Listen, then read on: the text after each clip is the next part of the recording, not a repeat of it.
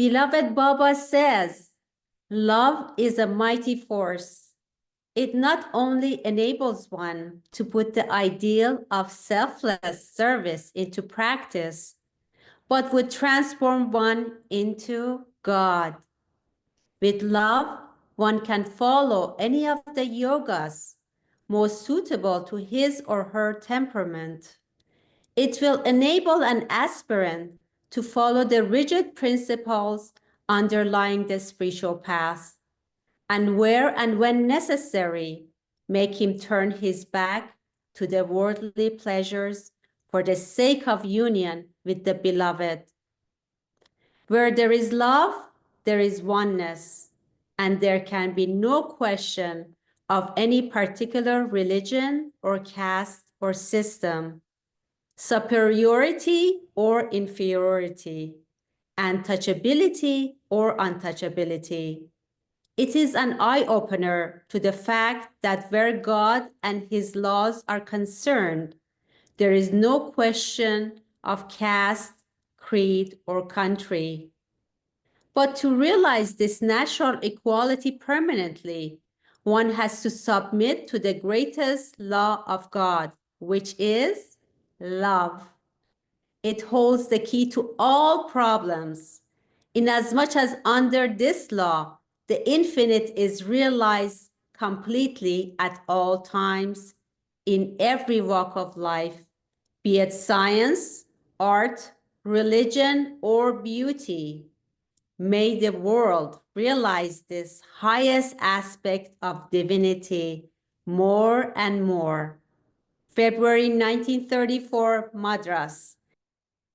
This age, I guess if you were to characterize this age, you would say it's the age of unity, and that love becomes central because love is the only force that unifies. So no matter how much we talk about it, it won't be enough. And the idea of talking about it and focusing on it and thinking about Baba is that as we do so, he uses us to do his work. So, it's not just words being said, it is something that Baba can do through us when we do focus on him. He can anchor through the words what he's come to do, his work. Going back to our age of unity, and I guess Baba would become the unifying avatar or the avatar of unity, if we wanted to characterize him in any way. And as such, he would become the avatar of love, because that's the force he will use to unify. So today we will talk about levels of love from different perspectives, and how the idea of levels of love is that one can progress from one level to another, and that is how one loves more and more, which is what Baba is asking us to do, to love him more and more until we become worthy of union with him. So we're going to talk about how that happens, what it looks like, and all of that. So now let's begin with the most rudimentary form of love that Baba himself talks about. He says, even the most rudimentary consciousness is always trying to burst out of its limitations and experience some kind of unity with other forms. So this unity that he has now come to complete begins the way he is talking about it at a very, very rudimentary level of consciousness. And then he says, the forces of cohesion and affinity which prevail in the very constitution of matter are positive expressions of love. So love at the most rudimentary level are these positive and negative forces attracting each other. So the interesting thing is that as love progresses and new forms are created out of it, each form retains its uniqueness, its individuality, its inherent characteristics. And so we have unity in the midst of diversity, as Baba said. He said, unity in the midst of diversity can be made to be felt only by touching the very core of the heart. And this is the work for which I have come. So, not to get rid of diversity, but to sense the unity within diversity.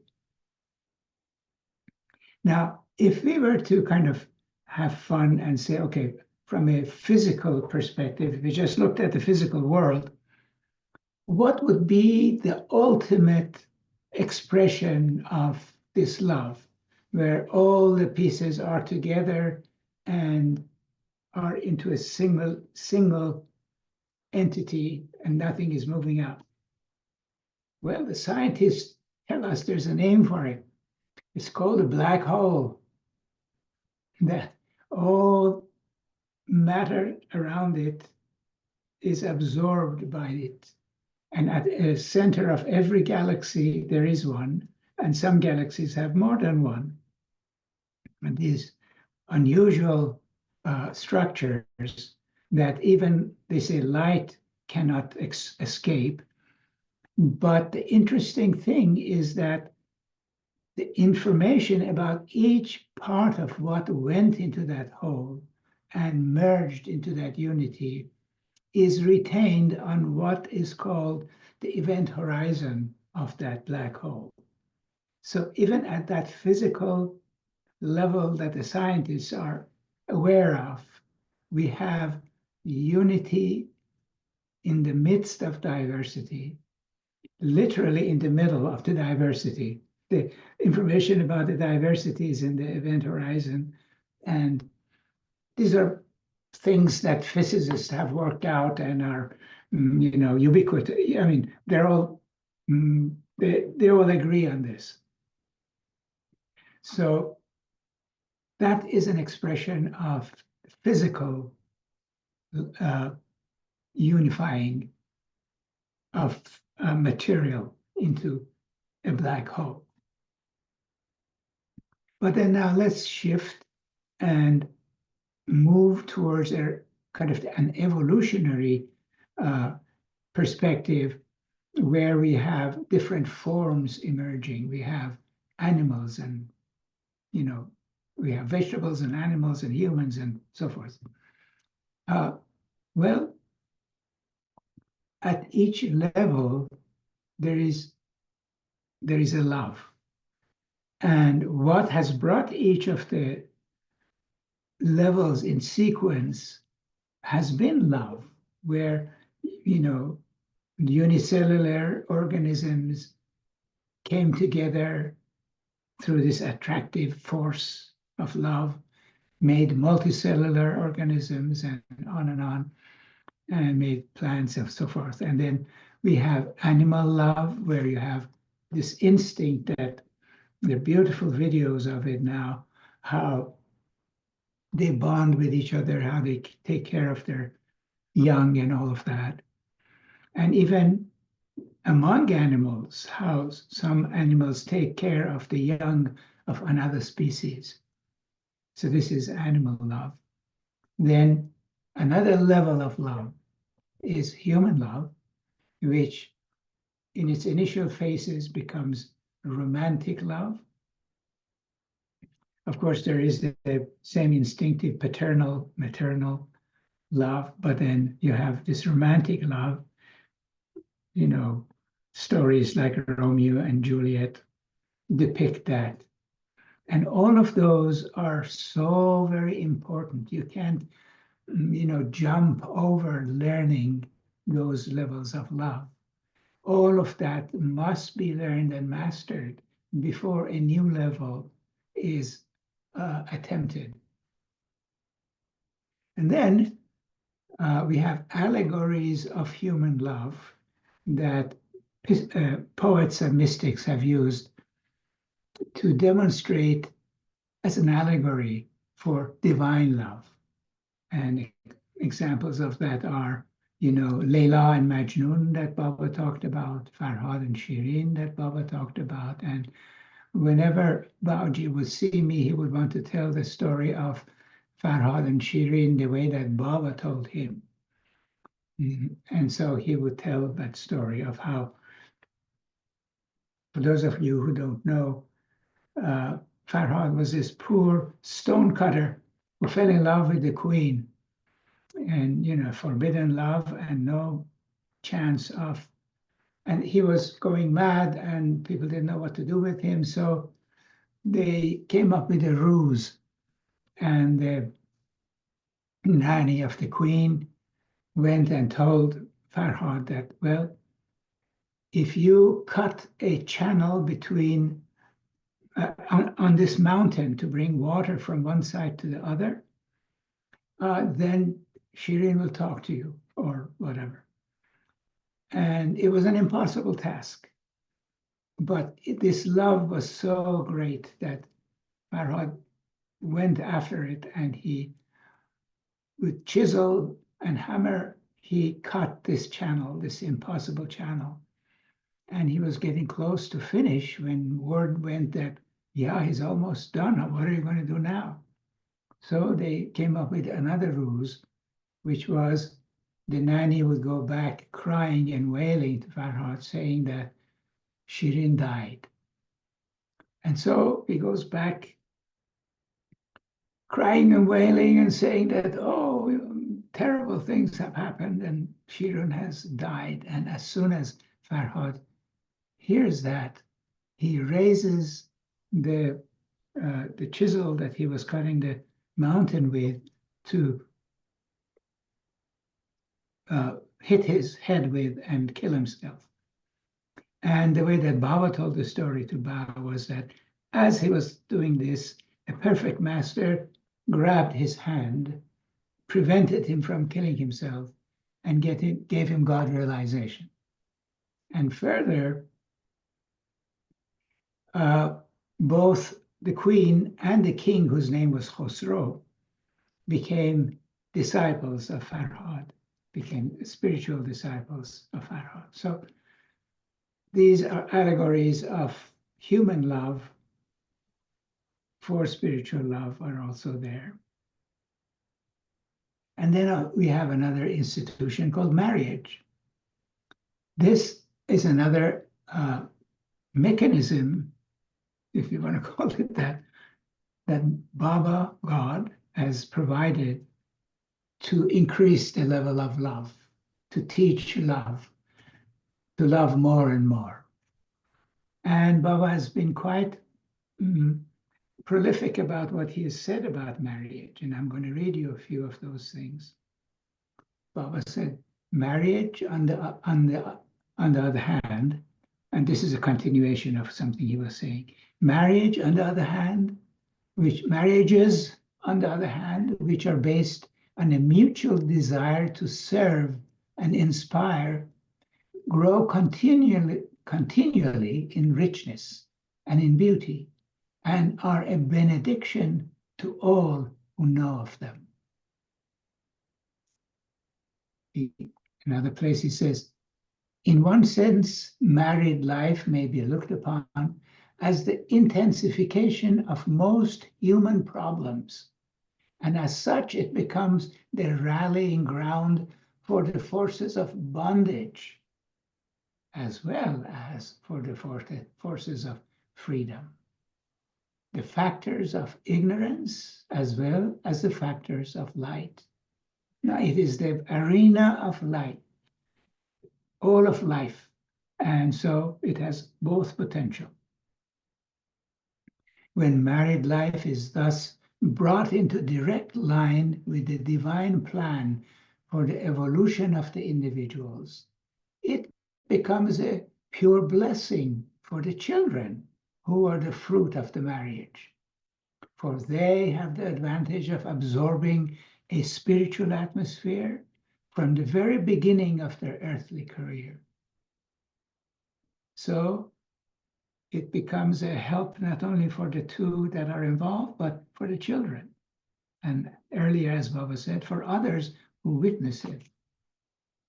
And finally, Baba says, through the intelligent handling of marriage, a person may traverse so much of the spiritual path that it needs only a touch by the Master to raise him into the sanctity of eternal life. So that is how far marriage can take one. And so marriage is one of those mechanisms that Baba has urged us to explore in this progression of love. But now let's talk about this moment in history, this most unbelievable moment in history where we are all alive and are experiencing it, where we're at the cusp of a new world. So how does that impact this progression in love? Well, creation is like heaving. It's turning right side up. If you remember that letter that Mani wrote, saying that how Baba was talking about how the change is so dramatic that it's going to be like somebody said upside down. Baba said no, right side up.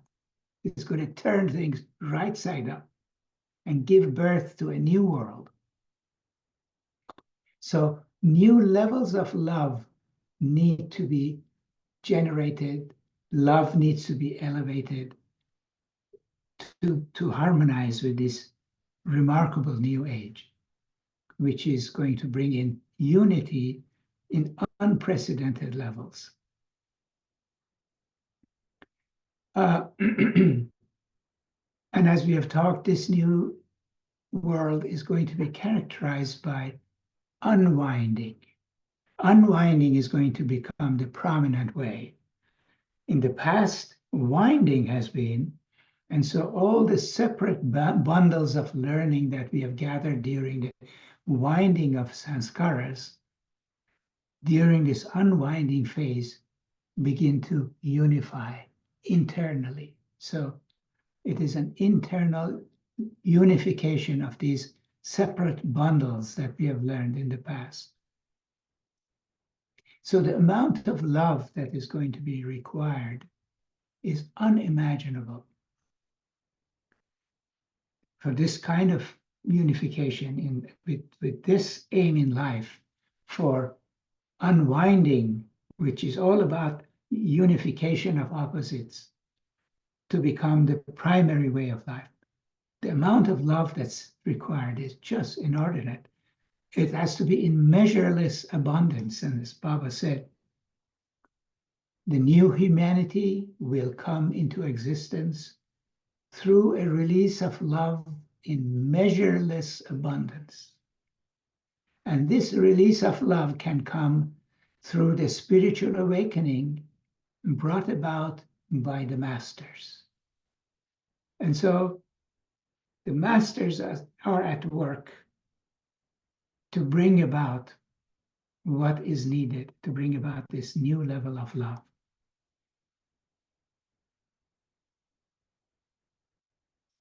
So as we are awakened by Baba to these new levels of love and to the unitary nature of creation, begin to understand more and more the unity of creation.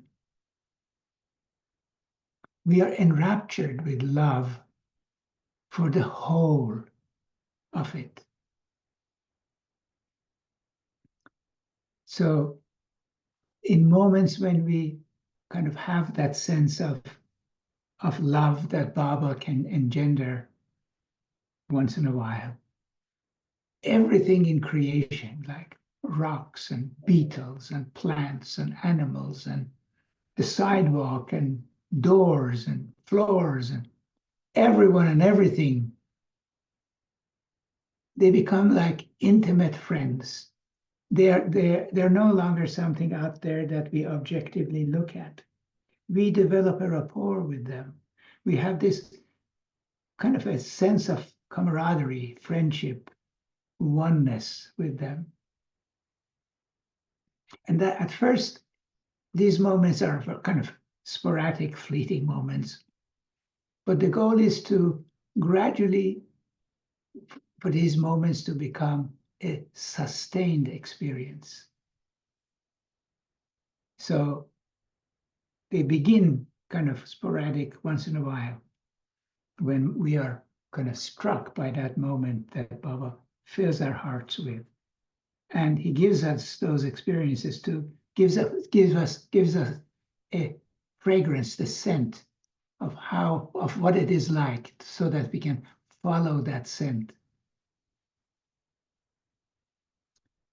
And it's like this oneness is communicates, all parts of it communicate with each other, and we experience it as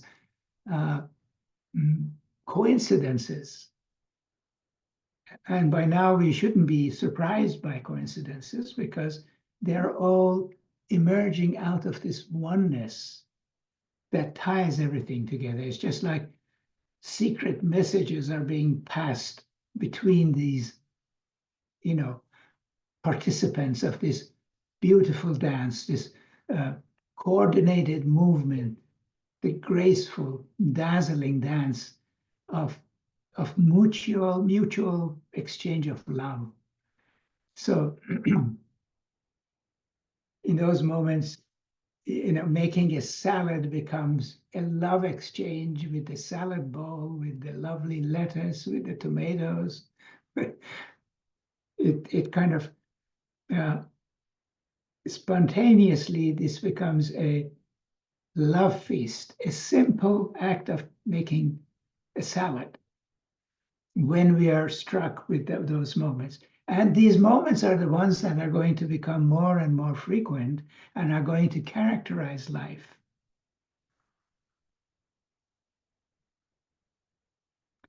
In this experience of unity, love will no longer be viewed as something that we have for others, but as something that we all have for each other.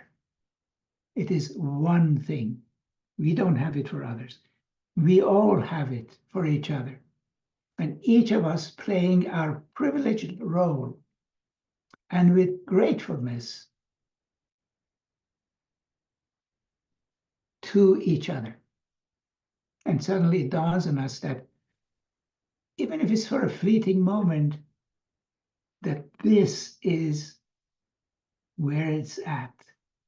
This is how things work. And this is when we take another step towards that unity and the goal. And when that sense of oneness is there, that is when mastery in servitude becomes the norm. You realize that service is what binds us together, and it's no longer viewed as something you do for somebody else. It is a way to acknowledge this oneness. Baba said, the greatest romance possible in life is to discover this eternal reality in the midst of infinite change. Once one has experienced this, one sees oneself in everything that lives. One recognizes all of life as his life, everybody's interests as his own. One is no longer bound by habits of the past, no longer swayed by the hopes of the future. one lives in and enjoys each present moment to the full.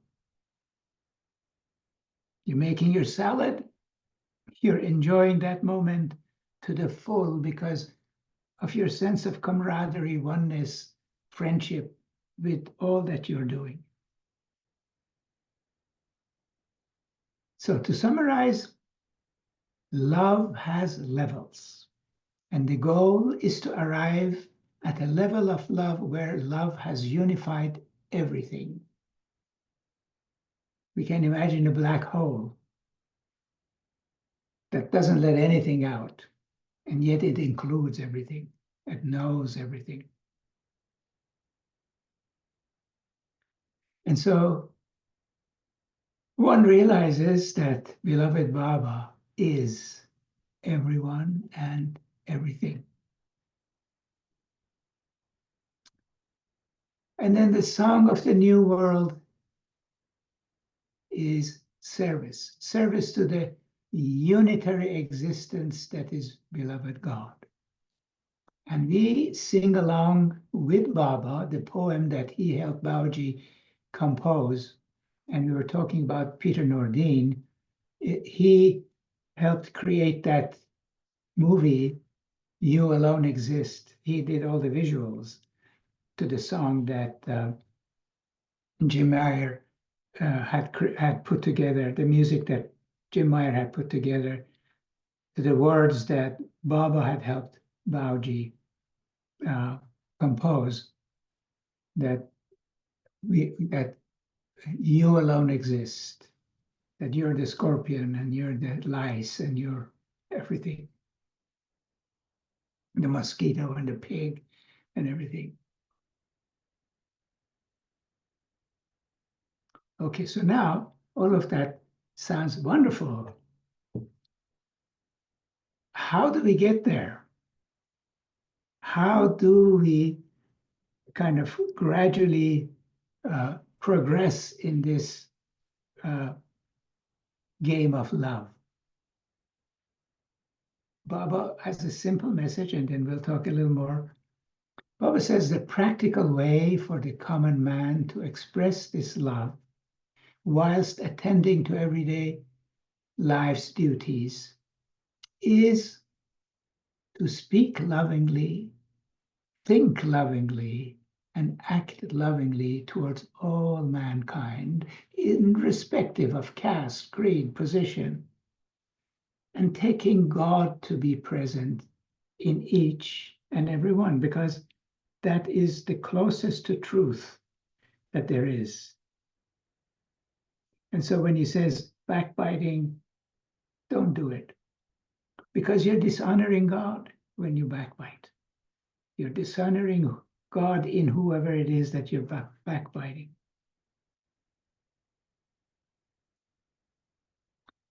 And so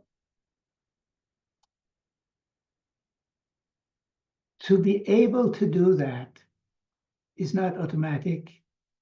It takes work, and it takes graduating to higher and higher levels of love. And what is that like?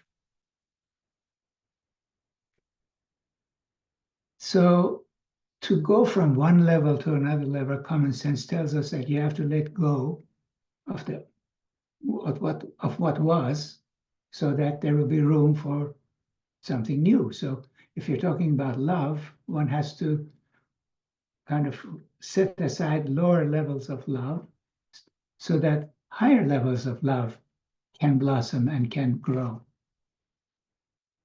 But this letting go is not easy. We have to be pried away from these old levels. The feeling of being pried away is not easy. It's not sweet. It's not uplifting. It's painful, actually.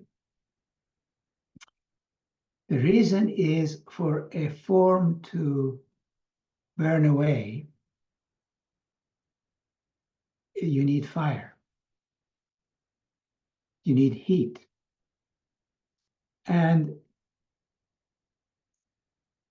heat is created by friction, by rubbing things together to make friction and to make heat.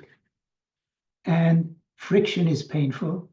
Friction is, anguishing, is agitating, is extremely uncomfortable.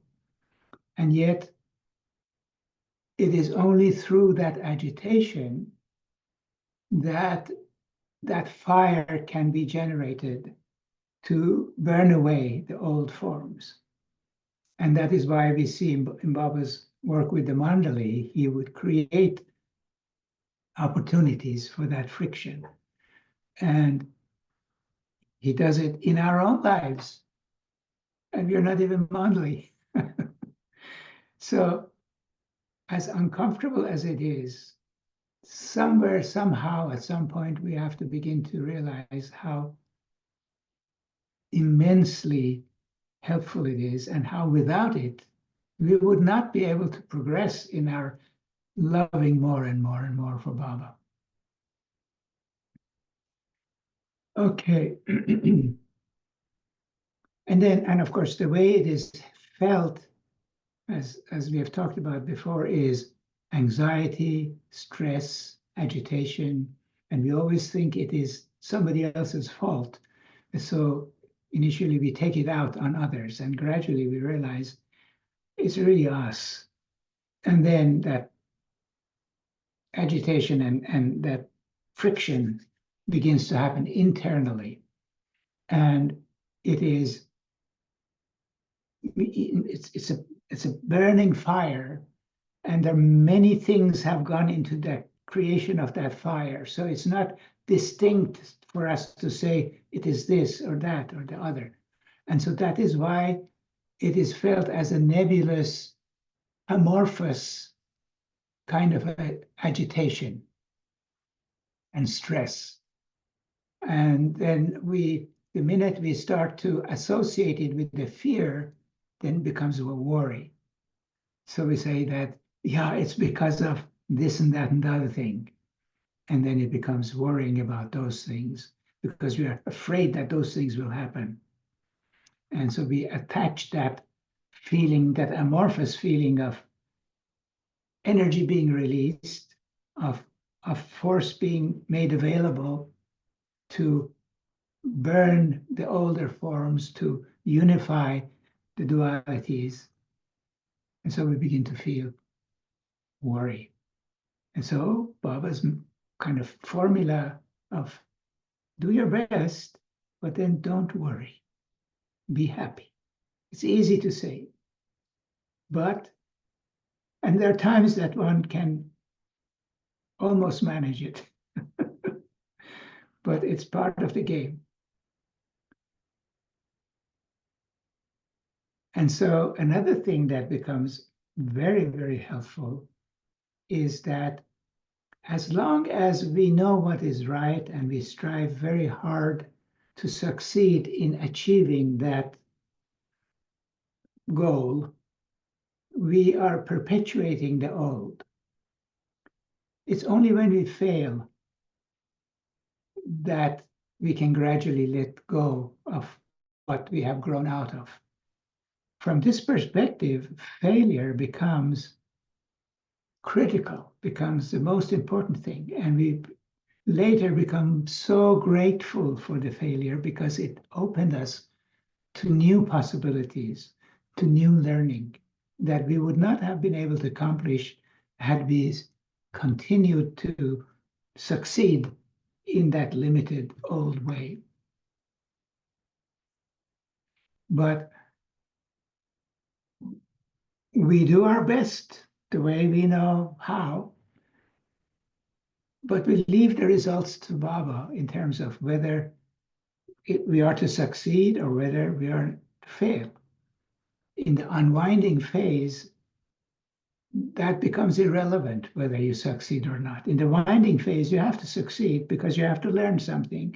And the only way you learn is if you're motivated to succeed.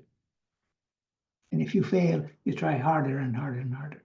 But in unwinding phase, we try hard, but then if we fail, it is Baba's wish that we fail. We do our best. Results are up to Baba. Now, Baba's wish is so helpful to me that I find myself going back to it often. And it has to do with what we have just been talking about, in how Baba has provided these guidelines to help us overcome these difficulties on the way of upping our level of love. It says, first of all, don't shirk your responsibilities. Because if we shirk our responsibilities, we are not exposing ourselves to opportunities when friction can come and create the force that is needed. Attend faithfully to your worldly duties, but keep always at the back of your mind that all this is Baba's. In other words, live life lightly. Live it like a kind of a loose coat. Live life lightly.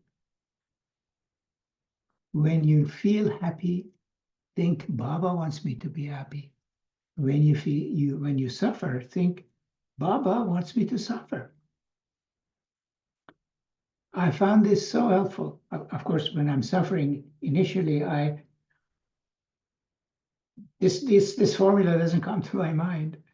But then, if I can remember it, then it is such a big help. And then be resigned to every situation and think honestly and sincerely. But honestly and sincerely is the key word. Be resigned to every situation and think honestly and sincerely that Baba has placed me in this situation. Another formulation Baba used was, you say, now I begin entrusting all to you. I will trust you with everything, with all. 5, with the understanding that Baba is in everyone, try to help and serve others. Usually, the action precedes the feeling. One begins to have this kind of impetus, this motivation to serve, to help. And then the feeling of oneness comes. And so it says, serve to the extent that you can. And then he ends that by saying, repeat my name. And he says that if you can repeat my name with your last breath, you come to me.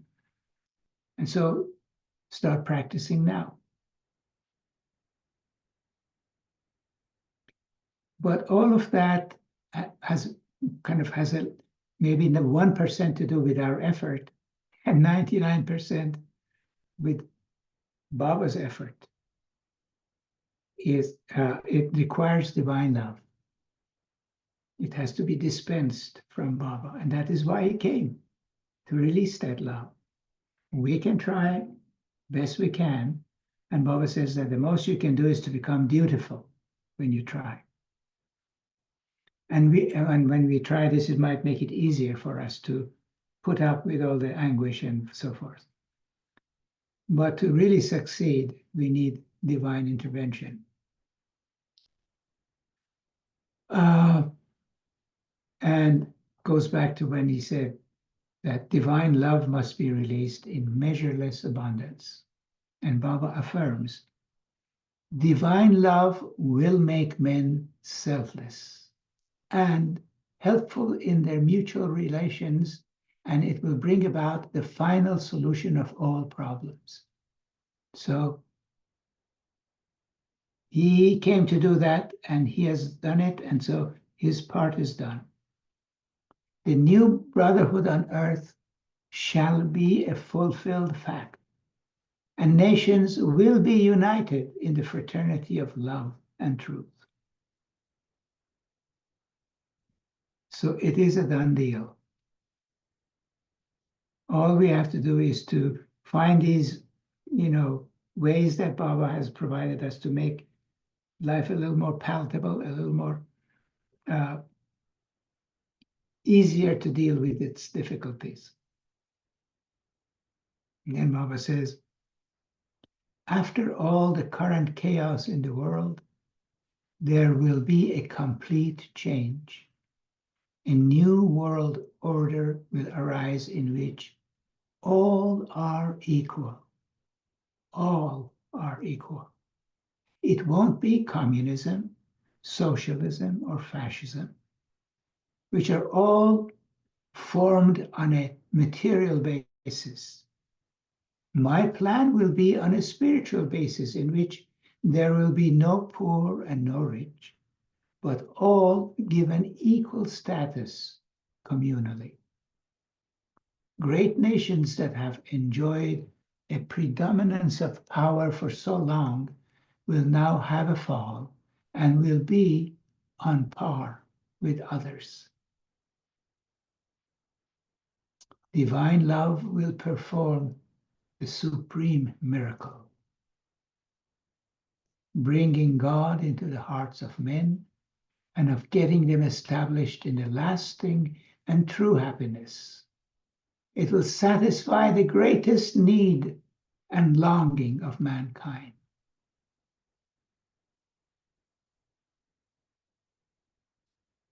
Okay, so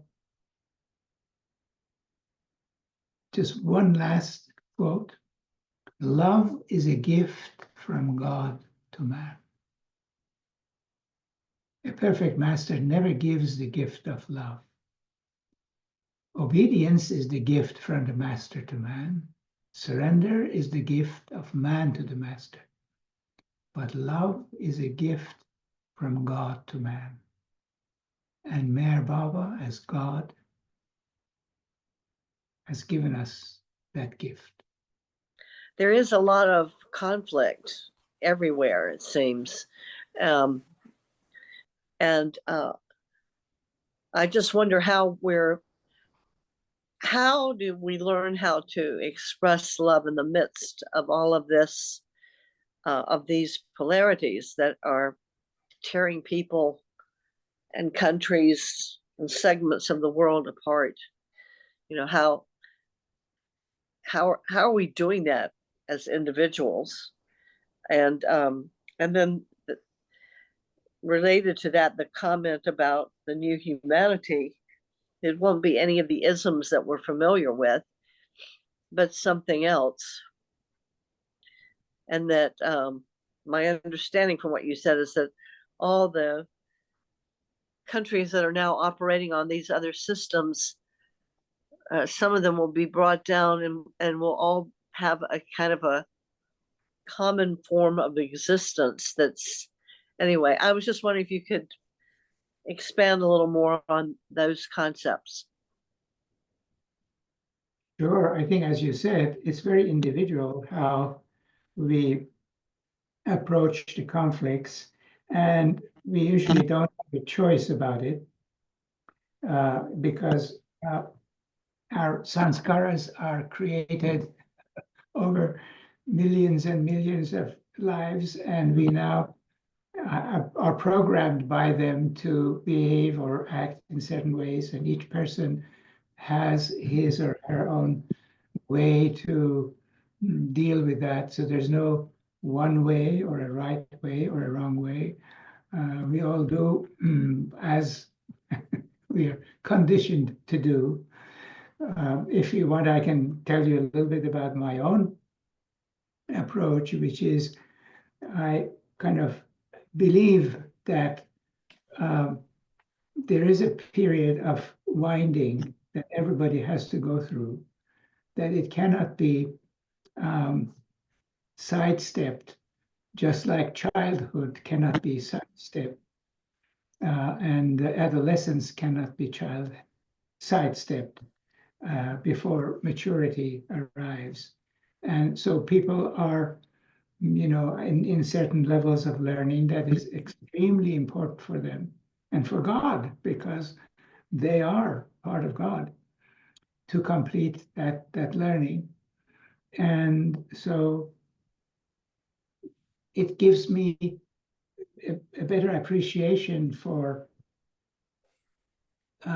things that I may not like, that seem like they're against every grain of my being. that I myself have done that. Otherwise, I wouldn't be where I am here. And so, to being a bit more tolerant about that. And also, if we look at history, we see that, like after Prophet Muhammad, you had such a bloodshed, such a friction. The family of the Prophet were massacred. And all of that friction and energy was generated to turn the world upside down, which it did. After Prophet Muhammad, you had a new world. And it took all of that sacrifice, that, difficulty and bloodshed and whatnot to generate that energy. And so it is not pleasant. It's not something we look forward to or we go to embrace, but something that is part of life and something that happens and has happened. And the forms of government that Baba talked about, Baba said what is going to happen is something that has never happened before. So we can't even imagine what that is like.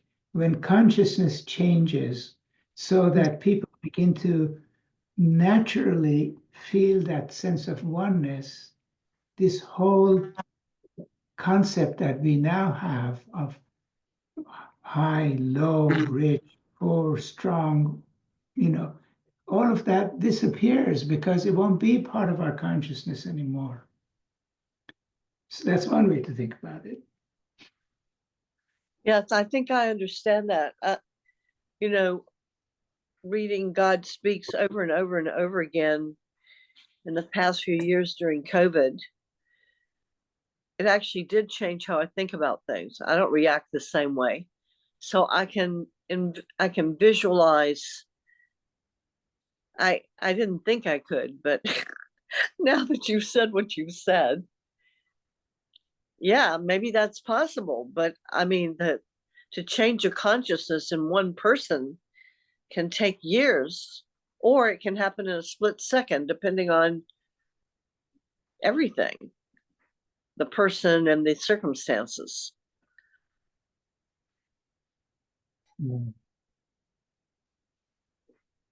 But yeah, I was thinking on a personal level, if there's a difficult situation where there is conflict and there's a way that you think is the just way,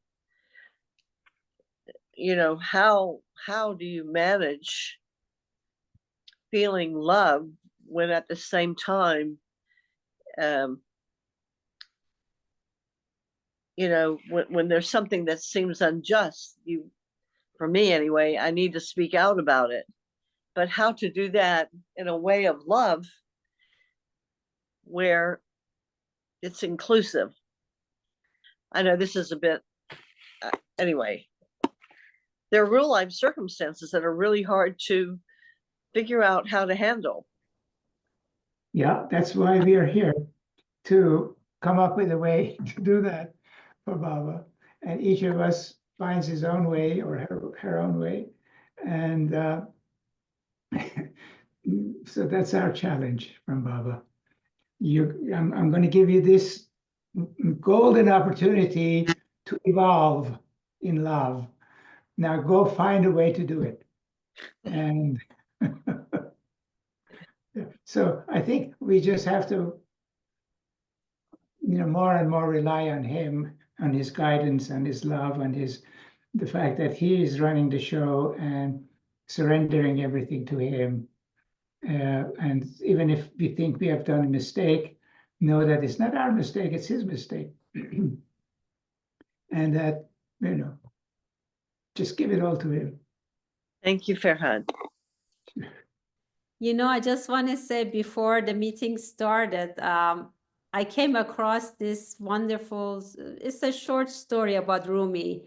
And I wasn't sure how it's going to play out, whether, I'm going to read it or not. But when Farhad was talking about, how Baba teaches us how to love him more and more. And then Elizabeth, you talked about getting a doll in a split of a second.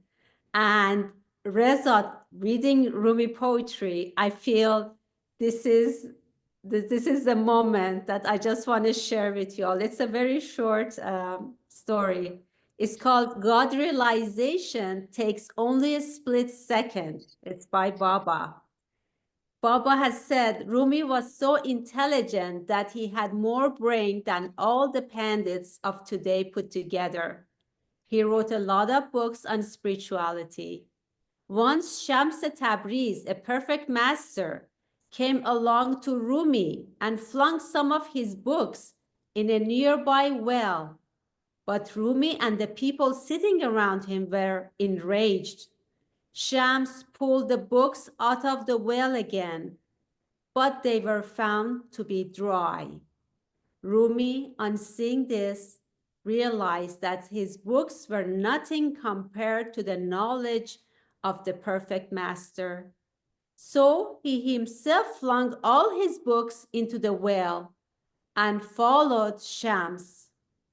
Shams Tabriz, through being a perfect master, used to play chokat, a game akin to draughts, which was his favorite game. Rumi would invariably lose the game. After years with Shams, one day while playing the game, Rumi, as usual, lost and exclaimed, "Ah, I have lost again." Shams said, "No, this time you have won it." That very instant, Rumi got God realization from his master Shams. God realization takes only a split second. Jai Meher Baba.